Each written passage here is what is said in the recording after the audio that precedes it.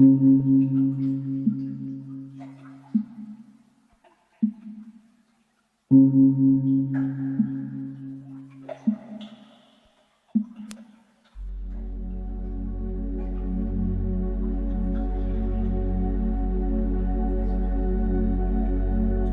water becomes clear when left to settle, the mind heals when it is no longer stirred. A Buddhist teaching: allow yourself to pause here, not to understand everything, not to fix yourself, just to rest. You've been carrying far more than you realize, thoughts that never stop, emotions that never had space to be felt, demands that became imprinted in the body. And little by little, without noticing, you began tightening from the inside. Buddhism doesn't teach you to fight that exhaustion. It teaches you to listen to it with compassion. Because when you stop pushing, something begins to loosen on its own. Your breathing slows, your body remembers how to release, and your mind, for the first time in a long time, doesn't need to go anywhere. The words that come now are not here to change you or correct you. They are here to accompany you as you lower your guard, as you allow what hurts to soften, as you give your inner world permission to heal without effort. You don't have to achieve anything.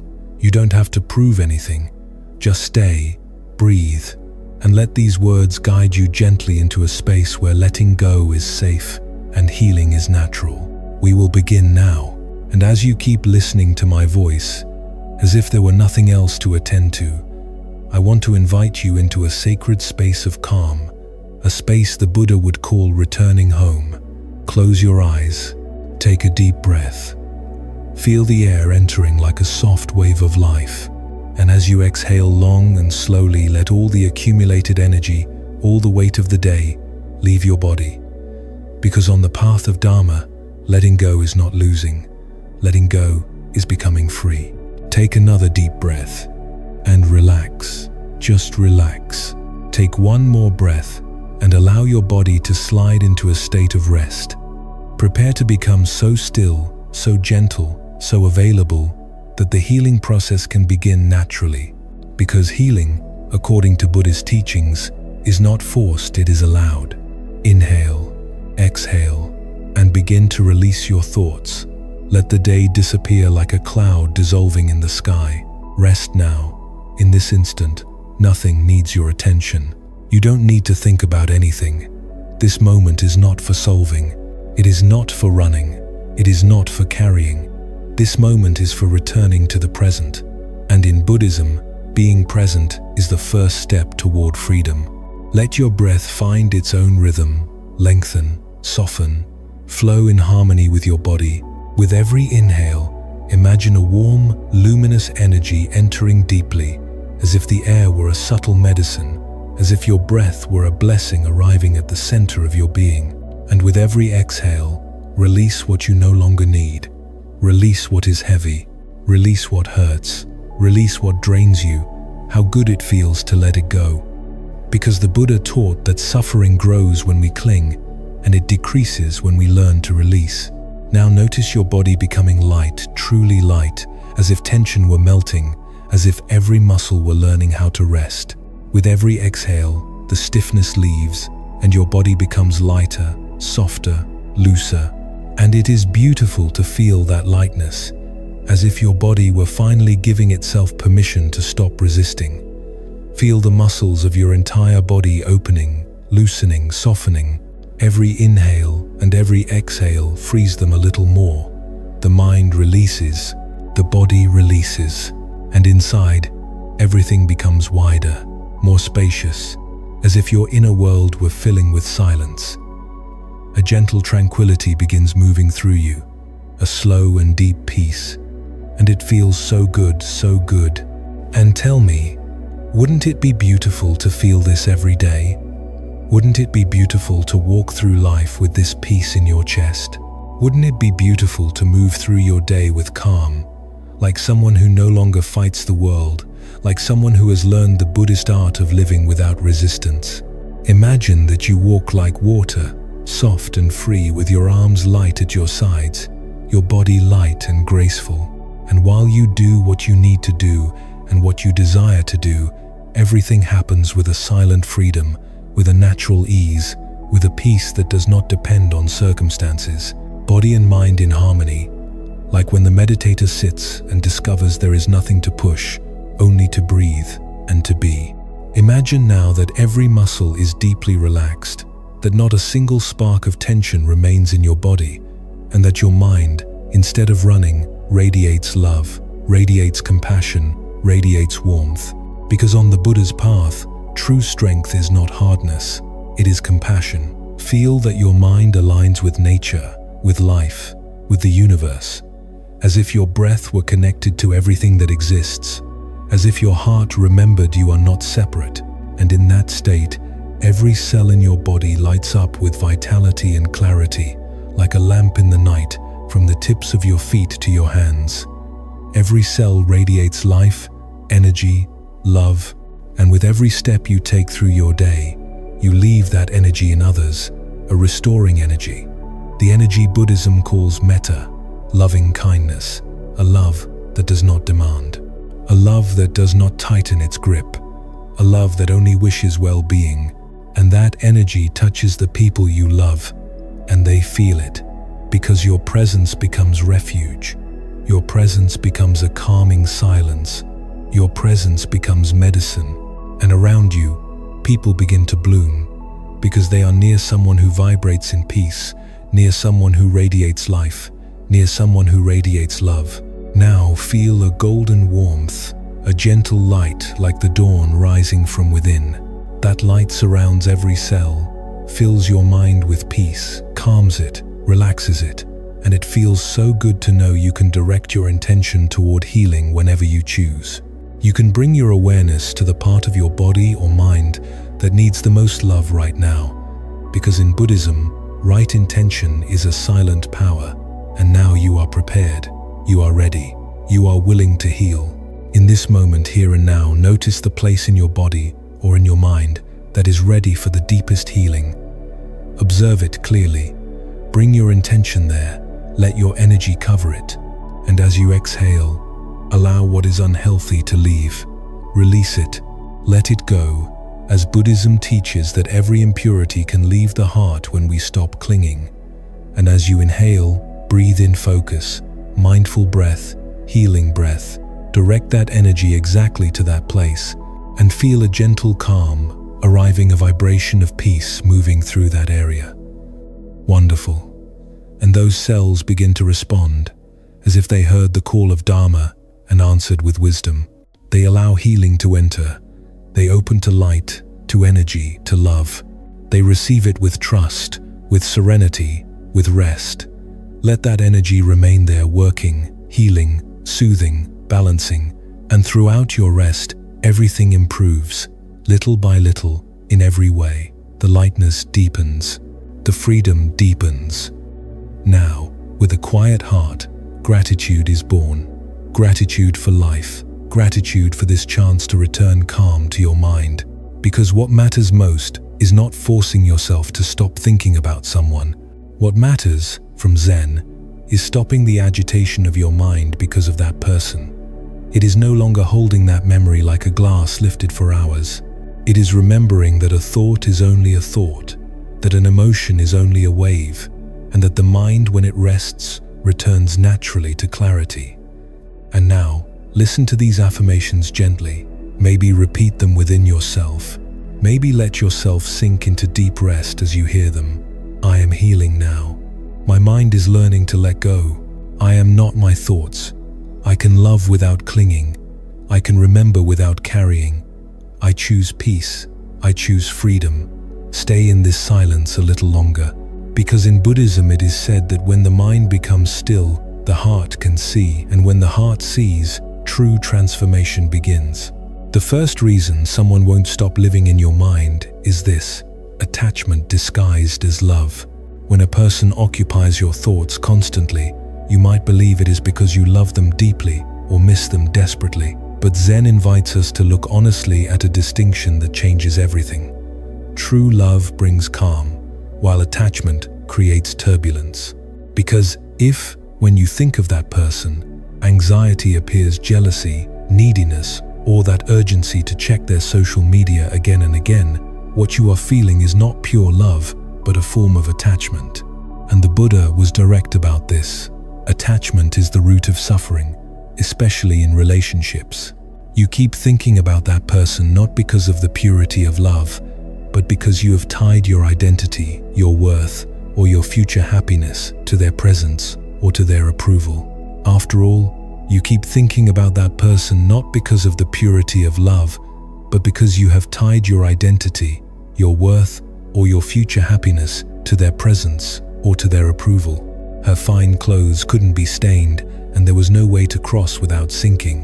One of the monks looked at her with compassion, calmly bent down, lifted her into his arms, and carried her to the other side. He set her down gently on dry ground, expecting no gratitude, no pride, no noise. Then he returned to the path and kept walking as if nothing had happened. The two monks walked in silence for hours. The mud dried on their sandals, the sun dropped lower, and suddenly, the monk who had not helped his face tense, his mind on fire, broke the silence and said, "Brother, how could you carry a woman? Our vows forbid it."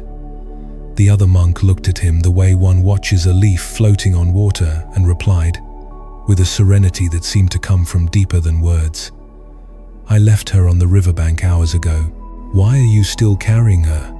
And then the monk understood, not with the mind, but with the whole body, because there are burdens that are not in the arms, they are in the thoughts. Why are you still carrying her? That question is not for the monks in the story. It is for you, for me, for every human being who has loved, lost, feared, longed, or become trapped in what already happened. Because sometimes the problem isn't that a person passed through your life. The problem is that your mind keeps carrying them as if the past had chains, as if memory had claws, as if what was could still define what you are. Look honestly, how many times have you crossed the river, and yet you still have the same person on your inner back? They're gone, and yet they're here. They no longer speak to you, and yet you hear their voice. They no longer look at you, and yet you keep seeing yourself through their eyes. They no longer touch you, and yet your heart still reacts as if it were today. It is a profoundly human phenomenon. The body lets go before the mind. Life moves on before attachment. And in that gap, the prison is born. Zen doesn't tell you, forget. Zen asks you, when exactly did you decide to turn a moment into an identity? In what instant did a relationship stop being an experience and become the measure of your worth? Because that is where the root of suffering is, not in the person, but in the story you built around them. Not in what happened, but in the way you keep holding it. Not in the fact of loving, but in the invisible act of gripping. When the first monk carried the young woman, he did it the way goodness is done in Buddhism, with awareness, without ego, without attachment. The action was pure because there was no me stuck to it. It was compassion, not need. It was service, not desire. He carried her, he set her down, and he kept walking. That is the free mind. It acts, loves, helps, gives, and does not remain living inside the echo of what it did. It does not accumulate stories in order to feel like someone. It does not store scenes to justify itself. It does not collect emotions to repeat them like a mantra of pain. But the second monk, like so many of us, did not carry the young woman with his body. He carried her with judgment, with repetitive thought, with rigid morality, with inner conflict. He carried her in the form of, this was wrong, this shouldn't have happened, why did he do it, what does it mean? And there is the mirror. You, too, can leave someone physically, cut contact, keep living your life, and still carry them through questions, guilt, resentment, nostalgia, fantasies. Sometimes you carry them with love, but a love that hurts. Other times you carry them with hate, but a hate that binds you. Either way, you remain tied. That is why this story is so powerful. It reveals that many times you are not suffering because of the person, but because of the weight of your clinging mind. That is the burning coal you keep holding in your hand. and you don't notice because you have grown used to the heat of attachment. You've grown used to thinking that this pain is normal, that this emptiness is your personality, that this obsession is proof of love. But Buddhism tells you something very different, almost revolutionary. Pain is not love. Attachment is not loyalty. Obsession is not destiny. It is simply a burden you have not yet put down. And here, a silent practice appears very ancient and very alive. The practice of leaving it on the shore. Letting go does not mean denying. Letting go does not mean erasing. Letting go does not mean becoming cold. Letting go means remembering without gripping. It means feeling without building a prison. It means allowing life to keep flowing without forcing it to return to the same scene again and again. Do it now, even if only for an instant. Close your eyes inwardly and notice the image of the person who occupies your mind so much. Don't fight it. Don't push it away. Don't judge yourself for having it there. Just look at it with a quiet tenderness, like someone watching the moon reflected in water. Then ask yourself, with compassionate honesty, what am I carrying? Maybe it's not the person, it's the need to be chosen. Maybe it's not the person, it's the fear of ending up alone. Maybe it's not the person, it's the wound of not feeling enough. Maybe it's not the person, it's the belief that without them your life loses meaning. And the moment you see it, something begins to loosen. Because true letting go is not an act of force, it is an act of understanding. The Buddha taught that ignorance is the root of suffering, and here the ignorance is confusing attachment with love, confusing memory with destiny, confusing thought with reality. When you see clearly, you release naturally. When you understand, the heart relaxes. When you awaken, the burden drops on its own. I left her on the shore hours ago. Why are you still carrying her? That sentence can become your mindfulness bell. Each time your mind starts circling again, repeat it as a gentle reminder, not as a scolding, but as medicine, as light. And when you repeat it, breathe, feel your feet. Return to the present, because the present is the shore where the soul rests. And one day, without drama, without announcement, without a fight, you will realize something immense. You're no longer carrying her, not because she didn't matter, but because you no longer need her image to hold up your worth. Not because you forgot, but because you understood. Not because you hardened, but because you were freed. And then, at last, love becomes what it always should have been: peace. Notice the invisible thread that accompanies those thoughts. Almost always there is fear or need. Fear of losing her, need for her to confirm that you are worthy, the craving to recover what once was. And that is not the serene appreciation of love. It is the agitated water of attachment. The ancient Zen masters described it with a metaphor that stings with its truth. Attachment is like holding a burning coal with the intention of throwing it at someone else. But the one who gets burned is you. If that person's presence in your mind feels more like a burn than a blanket, then it is not love that rules you, it is attachment. And on the Buddhist path, liberation begins when you recognize this difference and practice what they call metta loving kindness. A love that wishes well without needing to possess. A love that blesses without chaining. A love that releases without ceasing to be compassionate. The second reason is unresolved karma. According to Buddhist philosophy, karma is not punishment. Karma is closure. It is completeness. It is unfinished emotional business seeking resolution. When someone won't leave your mind, many times it's because there is a karmic tie, an incomplete lesson, an unprocessed emotion, a chapter left open. Maybe that person hurt you and you never fully acknowledged the pain. Maybe you hurt them and the guilt stayed hidden beneath your awareness. Or maybe they represented an essential teaching in your life that you still haven't integrated. That bond functions like a mental magnet. Your thoughts return to them again and again until the lesson is learned or the emotion is processed. Buddhism teaches that nothing happens by accident. Every relationship arrives as a teacher, and the people who most persistently occupy your mind are often your most important teachers, though almost never in the way you would have chosen. So if that person keeps appearing in your mind, even when you try to forget them, ask yourself these questions in a meditative spirit. What lesson am I avoiding? What emotion have I not finished feeling? What truth about myself am I refusing to look at? Because persistent thought is not the enemy. In truth, it's pointing to the exit. It is an arrow toward the solution. It is a teaching waiting to be understood. The third reason has to do with the projection of your shadow. Zen, like certain deep currents of psychology, recognizes something profoundly human. We all carry a shadow, parts of ourselves we deny, repress, or do not want to see. And often, the people who dominate our thoughts become screens onto which we project those denied parts. If someone's confidence obsesses you, perhaps you are projecting your own suppressed confidence onto that person. If their flaws mentally haunt you, you may be seeing a mirror of qualities you do not allow yourself to recognize. And that projection creates a powerful psychological hook. The mind won't stop thinking about the person because, in reality, it is thinking about you, but using their image as a mirror.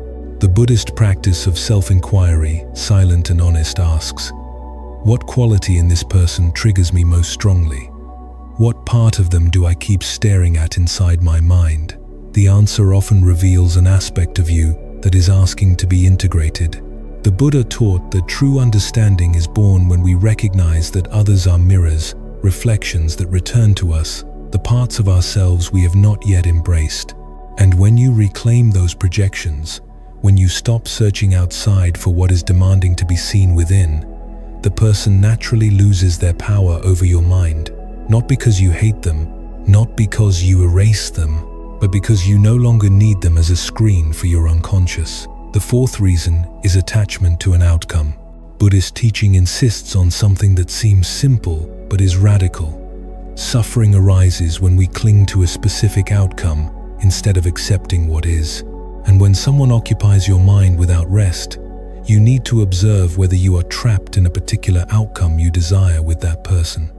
Reconciliation, revenge, recognition, a romantic reunion, a conversation that never happened, an apology, a final scene where everything fits the way you want. That attachment to an outcome creates a mental loop.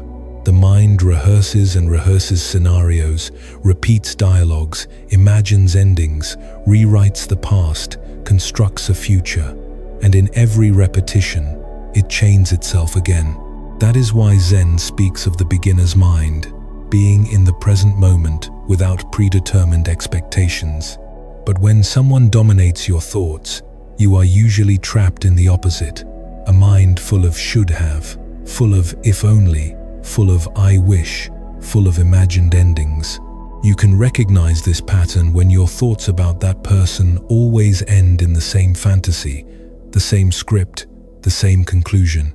And the Buddhist practice here is clear, though uncomfortable.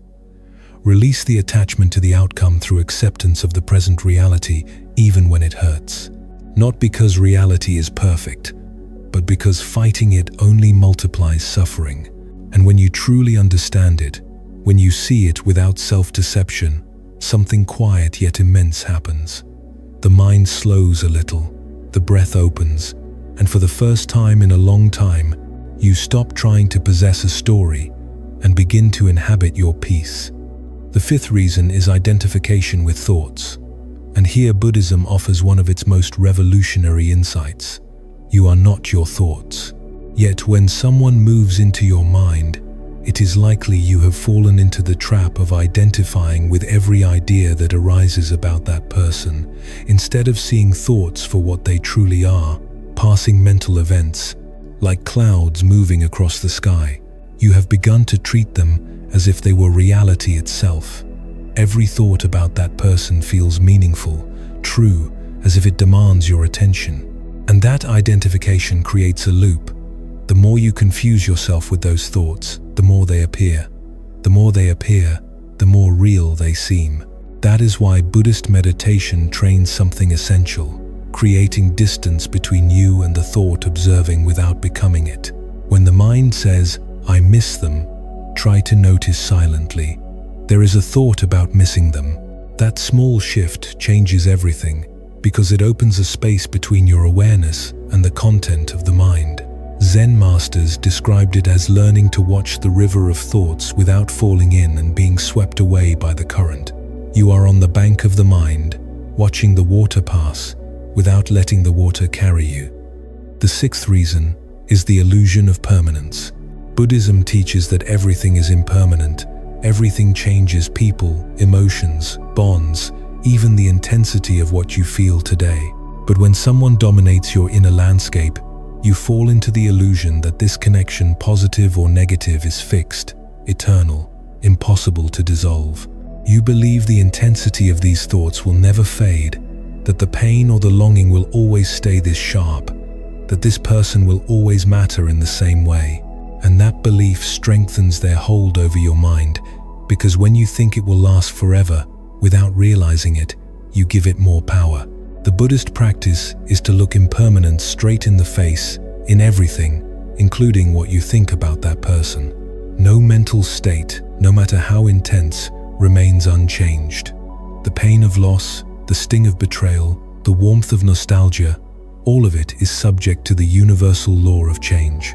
And when you truly understand that not as a shallow comfort, but as a deep truth, the grip loosens.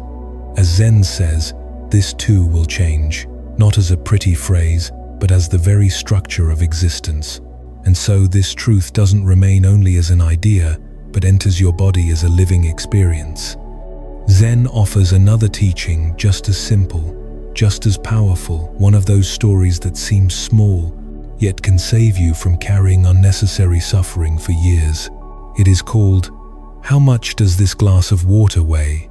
A teacher walked into a room where the students were tired, some anxious, others with sadness in their eyes.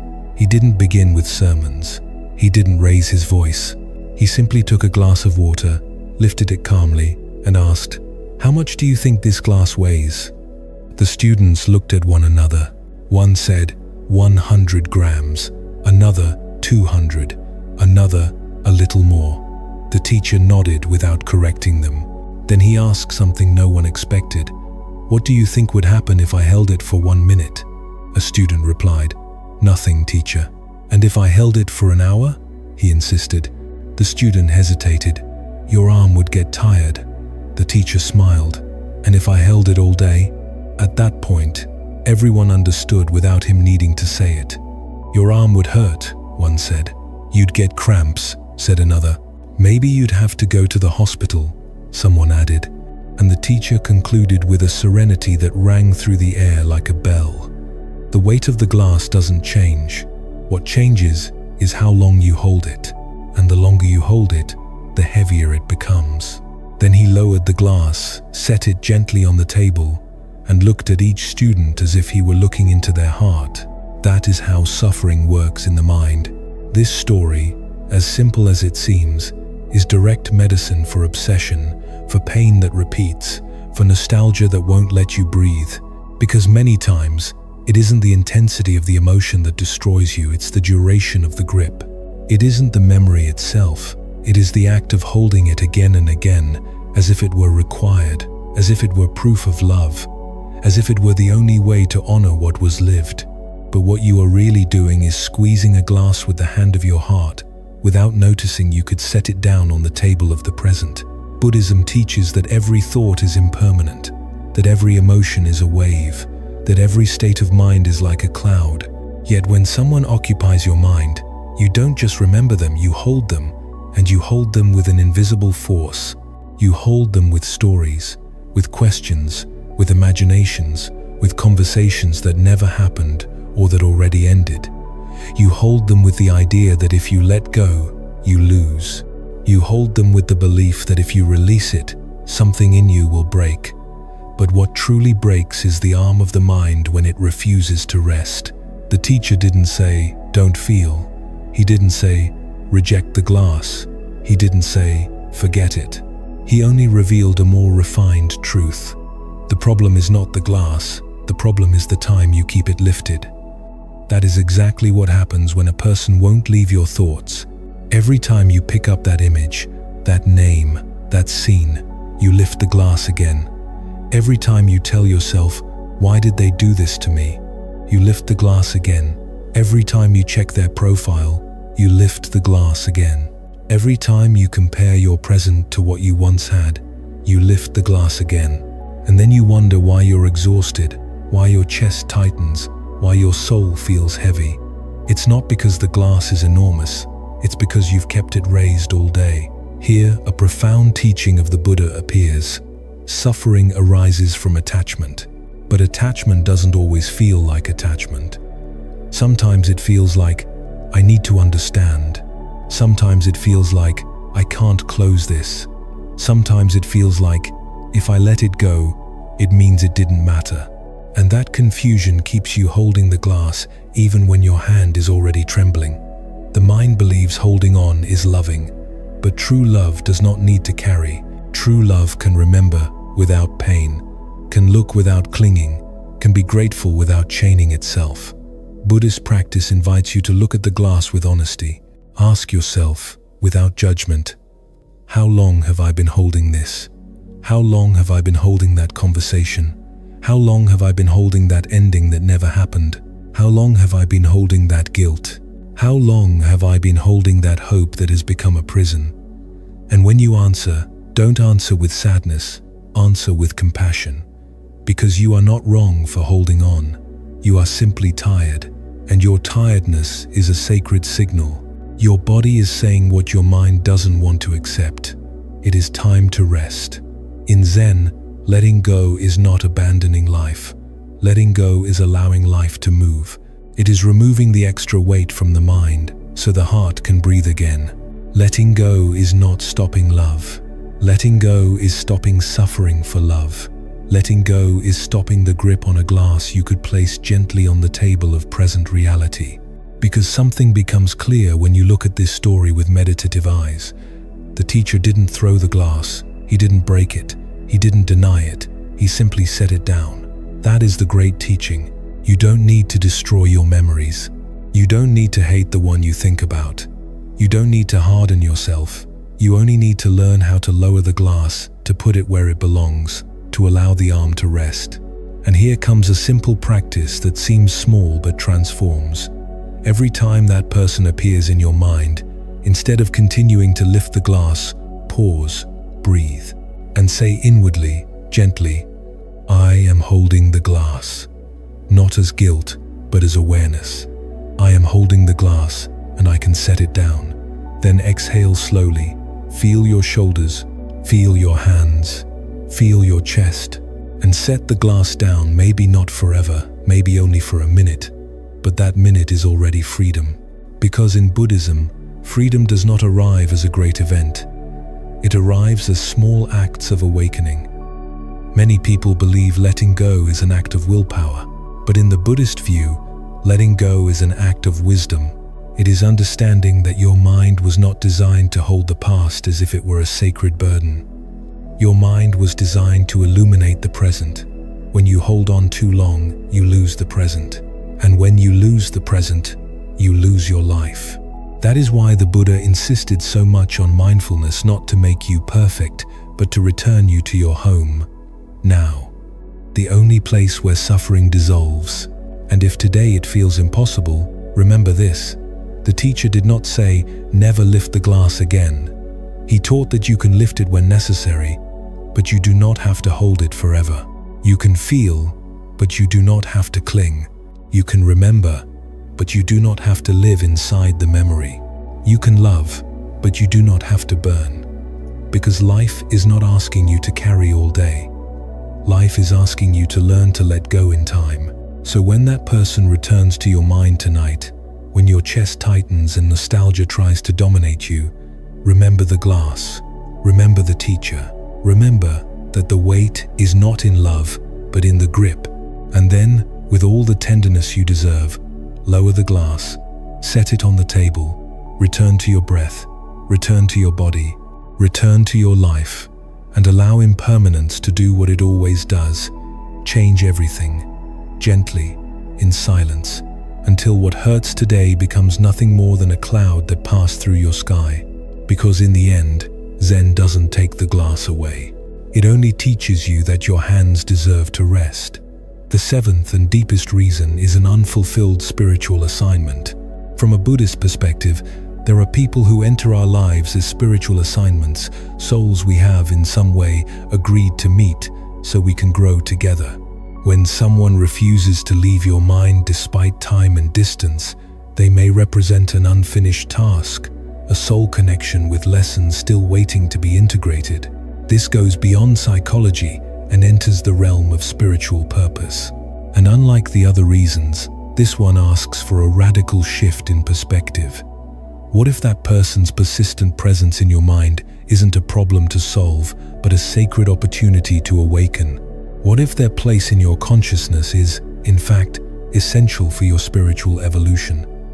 Buddhism suggests that our most difficult relationships often contain our greatest opportunities for growth. The person who occupies your thoughts could be the exact catalyst you need for your next level of inner development. Instead of trying to expel them from your mind, consider what awakening they are pointing toward. Rather than asking, "How do I stop thinking about them?" ask, "What is this persistent thought trying to teach me?" That shift transforms the relationship from a source of suffering into a doorway to enlightenment. Maybe they're not in your mind because something is wrong. Maybe they're there because something important is still unfolding. And in Buddhism, that marks the transition, stopping the habit of seeing relationships as pleasure or pain and recognizing them as vehicles for awakening.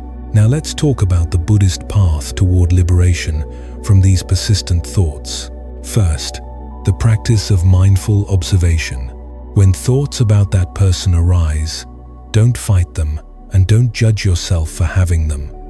Simply observe them with gentle attention, as if you were watching leaves floating down a stream. Notice the thought without getting tangled in the story it carries. In the Zen tradition, it is said, "What you resist persists, but what you observe with detachment transforms naturally." Second, investigate with compassion. Ask yourself, what attachment or what lesson is keeping this person in my thoughts? And do it with kindness, not criticism. Buddhism teaches that wisdom is not born from harsh judgment, but from gentle curiosity. When you find the attachment or the lesson, don't rush to eliminate it. Understand it with compassion, because awareness itself already begins the transformation. Third, release through acceptance. The Buddha taught that letting go is not something you do, but something that happens when you stop clinging. Instead of forcing yourself to forget, accept that this person appears in your mind, but loosen the meaning you've assigned to it. Here, the Zen metaphor of open hands is powerful. You can hold the thought softly without squeezing it with desperation. Fourth, redirect with intention. When that person appears in your mind, use it as a mindfulness bell, as a reminder to return to the present. Instead of fighting the thought, turn its appearance into an opportunity to deepen your presence. Each time it comes, take one conscious breath, feel your feet on the ground, and return with tenderness to the now. Over time, the person who once felt like a mental prison becomes an unexpected doorway into presence. Fifth, practice loving-kindness meditation. The Buddhist tradition offers a powerful antidote to obsessive thinking. Metta meditation, the act of sending genuine wishes of well-being to yourself, to the person who appears in your mind, and to all beings. This transforms the emotional burden from attachment or aversion into compassion. Begin with yourself. May I be free from suffering. May I find peace. Then extend it toward that person. May they be free from suffering. May they find peace. And now, embrace the wisdom of the stone in the river. There is a Zen metaphor that perfectly captures this journey.